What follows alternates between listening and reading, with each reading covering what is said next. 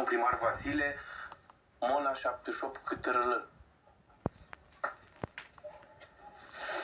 Îmi pare bine, domnișoară. Robi, vine un pic să discutăm ceva. Te rog, e urgență. Ne cerem scuze, domnișoară.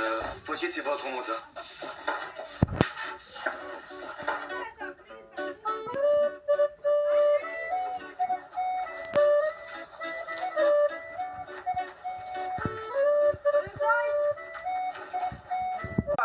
E tot ce trebuie.